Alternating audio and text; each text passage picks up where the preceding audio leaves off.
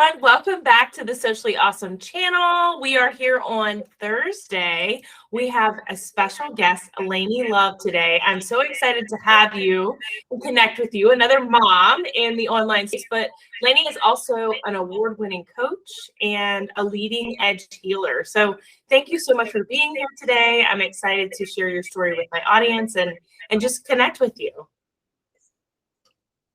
Amazing. I'm so grateful to be here. It is always wonderful to connect with people and just share whatever experiences that we've had to hopefully inspire others or give them a little bit of a roadmap. I know it's helped me a lot along my way.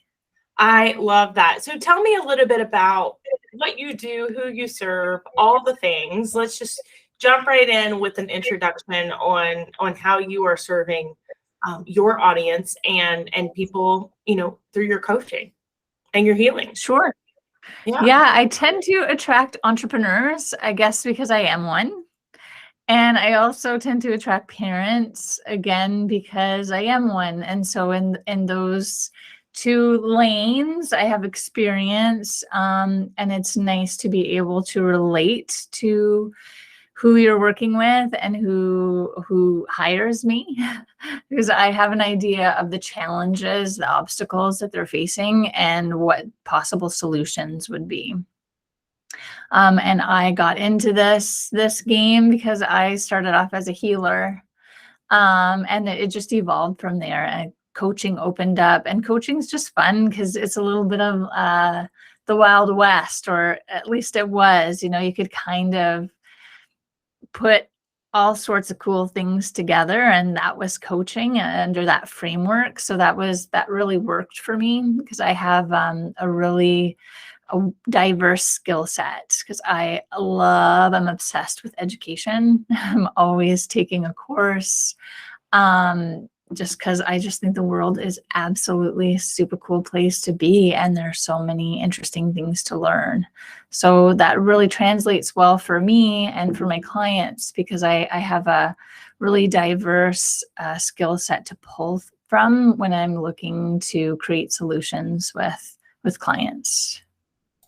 I love that. And I was reading a little bit about you helping people not only overcome trauma, but overcoming those limiting beliefs as well. And that's something that I think a lot of entrepreneurs can relate to and connect with, is the overcoming those limiting beliefs. So what are some exercises, or what path do you take your clients on to overcome those limiting beliefs? What are some words of wisdom you can share with us about going through that process? Because I think at every level, people have limiting beliefs, right? I might overcome one, and then when I'm about to level up again, I have another. Yeah. So I think it's a mindset thing, and I'm not a mindset specialist. I work every day on my own mindset, overcoming those beliefs. But what is some of the pathway that you take your clients on during that process? You would think that it would be complicated, but it's not. The challenging part is really like meeting yourself every day, because you start anew, you're fresh every day. And I think where people really appreciate coaching is having some support along that way, support and accountability, and certainly, sure, tools help. But at the end of the day, it's all you. And that's a really beautiful and empowering thing, because you have to decide to show up and do the work, and you have to dig deep within yourself and do the work. So yes, it doesn't really matter where you are along your journey, whether it's, you're just starting a business, or you're at the top of your game and you're looking to level up. The thing that's in your way 9 times, probably 10 times out of 10, really is that limiting belief. And that's where it gets a little bit fun, because there's some dynamics involved there. We can go back to your ancestry, because we know that we carry genes, we pass along information within ourselves and also within our energetic field, with the country that we're born in, the social systems that we're born in, we grew up in. All of these things help to shape what we believe is possible for us. And along the way, along our journey, whether it's parenting or business, we're going to bump up against those things, and we're going to feel uncomfortable, or we're going to want something different, or we're not going to like something. And just that bumping up against it is that knowingness, that opportunity, that you're in that knowingness, that it's time to look at what that belief is. So that's the opportunity. So getting to work with someone like a coach or a therapist, or with yourself, I mean, it depends on how much internal strength you have, and how much integrity and how much discipline that you have. You know, David Goggins is a really great example of somebody that was able to dig deep within himself and challenge himself and meet himself every day. So I always want people to know that it's possible for you to do it. I'm someone that prefers to have a coach because I like being, I like to celebrate with people along the way. I like to be accountable, and I just like somebody to witness. I think that that's an overlooked, really, really important part of supporting somebody and coaching somebody, is simply just to bear witness to their life, to their challenges, and just be there and listen. Because again, I'll hit that home over and over and over again. You have it all within you. And sometimes that's really just all that we need, is just somebody to bear witness to us and what it is that we've survived and overcome, and what it is that we're looking to create and birth and give to the world. Right. Oh, I love that. I love that. So tell me a little bit about, because I've been on your website, and I've checked out all of your client love, and I've read a lot of the ways that you've helped people, and even some information about a book. Is that right? Am I reading that right? Yes. A little bit about that, because that's really cool. That's a dream of mine, is to publish a book, and it's on my 2024 vision board. But I'm interested because I read about, retraining your brain and using hypnosis, I believe. And so tell me a little bit about that, because I'm so intrigued, because I have made myself more aware since becoming a full-time entrepreneur of my own thoughts and of a lot of these beliefs that were probably formed out of childhood. So they're things that I've just thought forever, and they're not necessarily true. Who determines that they're true? So I've started to rewire my own brain, but I'm very curious with the book about the hypnosis factor in it. And I'm eager to learn a little bit more about that. So share with me, please. Well, let's start a little of that rewiring process right now and say, no, not 2024. You can write a book in a weekend. Oh, man. With 3 are you sure? No, just kidding. Yeah, I have a friend, Alicia Dunham. She has write a book, a bestseller in a weekend. I believe it's still called that. She might have changed the name, but it is possible. She has a caseload of bestsellers, authors that have gone through her program. Crazy. Okay. So it absolutely is. Yeah, it's absolutely possible to write a book in a weekend. Will that be your finished copy? No. Yeah. But it will remove a lot of that thinking of it's this big grand thing and it's going to take all of this time. Really, it's not that challenging. And I say that it took me 14 years to complete because I kept making it really complicated and putting it off. And finally, I just did it. So that's what this book became. And it's a bestseller. It's How to Use Hypnosis to Master Your Brain. And I started with another book, which is There's Magic But No Magic Pill. So that book is likely coming out this year. Right. Yes. Yeah. I just have to decide if it's on the list of things that I get to do this year, because there's so many wonderful things. And if I just want to enjoy how to use hypnosis to master your brain for a little while longer.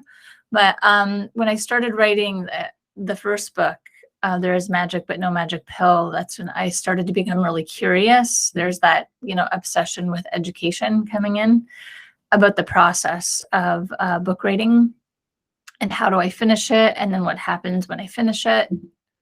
Then what do I do once that happens, and how do I get it out in the world? Because we are so lucky right now. If you want to be an author, it's really, I can't imagine an easier time. All of the tools that we need to release our book, our idea, our passion into the world are just really at our fingertips. What it takes is money. You have to have some money.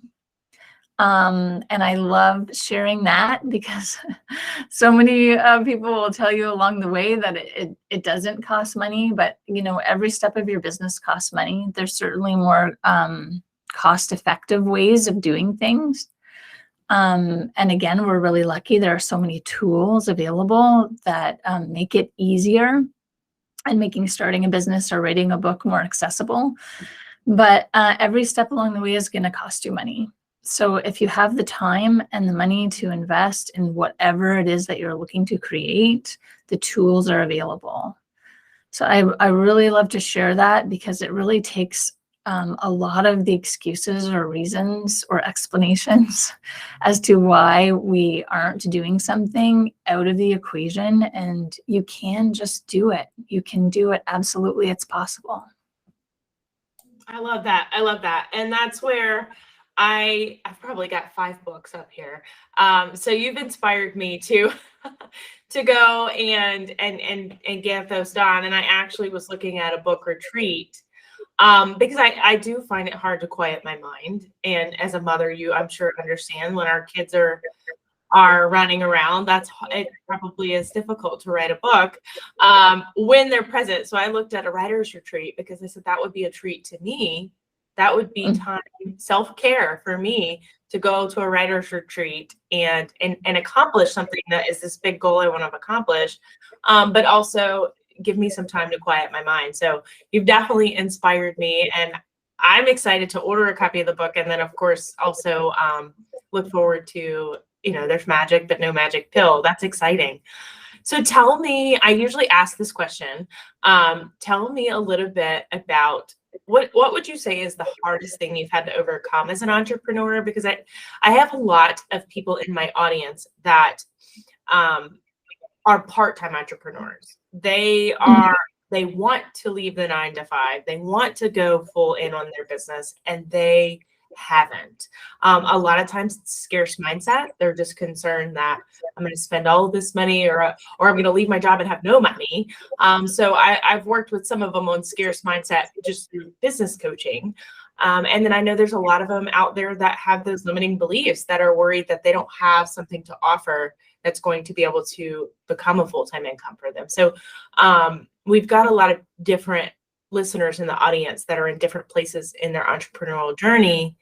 What is something as an entrepreneur that you've gone through that you feel someone could relate to and also overcome?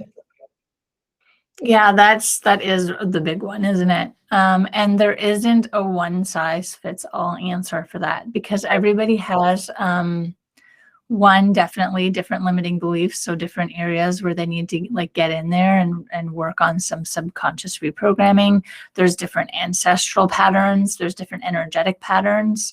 So I think it's really important that people have that awareness into where their patterns exist and why they might keep coming up against the same wall or hitting the same ceiling over and over and over again, no matter what it is that they are doing, or no matter how they pivot, it's the same ceiling. So looking at those 3 layers, we talk a lot about subconscious reprogramming, and that's essential.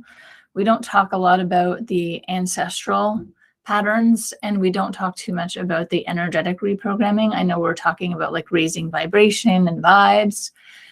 Those are really important things, and that goes hand in hand with the energetic signature. So when we look at those 3 layers, we're able to really create and change and transformation a lot faster. But in terms of, what to decide to do when you have a job and you have a part-time business, for one group, why? Like, why do you want to leave your job? Because there are also benefits of having a job.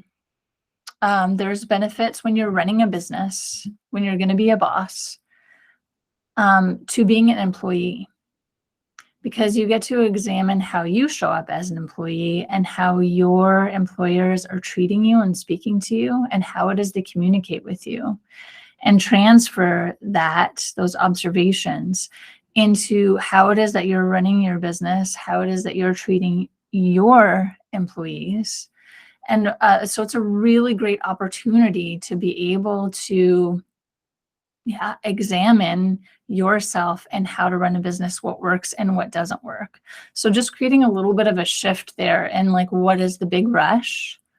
If you're just simply ready, then there does come a point where, and this is part of being an entrepreneur, that gets overlooked in conversations, is it involves a lot of risk.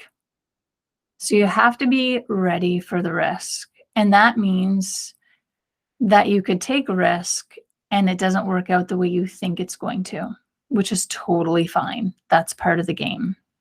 You have to look at, like, everything is really an opportunity to grow and to learn and to apply those lessons into the next time, the next try. So you have to be ready for risk. And it's not only in that one choice, because we think like, okay, I'm going to quit my job. And that's like, woo, I did it. I took the risk. I took the leap. I made that decision. But that decision moves forward with you, and you have the echoes of that decision. So you have to live with the consequences. And that doesn't necessarily have to be a bad thing, the consequence of that risk every day.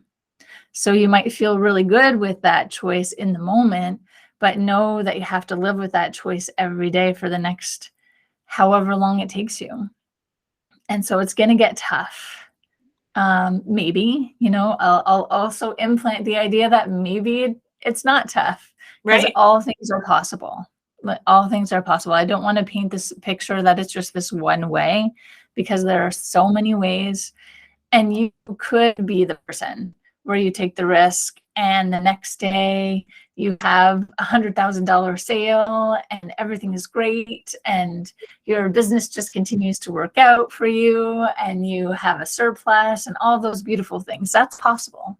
So let's just throw all of those things out there, all the different scenarios. But that's the important thing, is to be comfortable with all of them and to know that it's a possibility and they all have something, some opportunity, something to teach you about your next steps in business. So if you're ready to take the risk, then take the risk, because you're going to come up with something really, really good on the other side of it anyway. So and then for the people that maybe are a little less risk adverse, you just make a plan. Right. Make a plan. Yeah, if you need to have a certain amount of money saved. But again, there isn't a guarantee. I mean, there is a guarantee if we're going to get into like subconscious reprogramming and knowing that you are the creator of your life. And but for most of us, that takes a little bit of time to really anchor in that shift and embody it. I hope that I answered that. Yes. No, I question. love that. I love that. That's something that, I mean, everyone needs to do mindset work. Entrepreneur, moms, manager, like, it doesn't matter. Everyone needs mindset work. Very few people, I believe, just have that strong mindset without working on it consistently. So I love that you're so in tune with it, and you've got all of these really really unique ways of helping people overcome. Like I said, I encourage anyone that's watching this, wherever you are, to check out Lainne's website and look. I mean, I was just reading on, different practices that you use with your one-on-one clients, and just really cool, just really unique ways that dig deep and teach them to overcome that. So I'm excited to share that with you. So I know we're going to wrap up. What is the best way for people to get in touch with you? Because I saw if they were interested, I think you do consult call, discovery calls to see if they're a good fit to work with you. Is that correct? What's the best way for people to find you? The best way is just to go to my website and to look for a consult, to book a call. Awesome. That's the best way. Or you can send me a DM on social media. That's also a really good way. Awesome. And I will make sure that those links are in the show notes. So like I said, no matter where you're listening or watching this, all of Lainne's information, a little bit about her will be in the show notes. You can get that there. And I appreciate you being on here so much today. I'm excited. Like I said, I'm going to go get a copy of your book. I'm going to make sure it's on my list to read, and excited to just learn more about you. I'm so glad that we were able to connect and I was able to have you as a guest today. So thank you so much for that. Thank you so much for having me. And if anybody has any questions, like they just want to ask a question, you can just ask me a question. I'm really, really approachable. We've all been there. Like, we've all been wherever you are on the journey. We've been there. And like my purpose in coaching is to help. So if you have a question and you just want to ask it, you can ask me. Just, again, you can send me an email, or you can ask me a question on social media, and I will absolutely answer it. And if I can't answer it, I will refer you to somebody that can. Oh, I love that. I love that. The power of proximity is amazing. And just helping people connect. That's so awesome.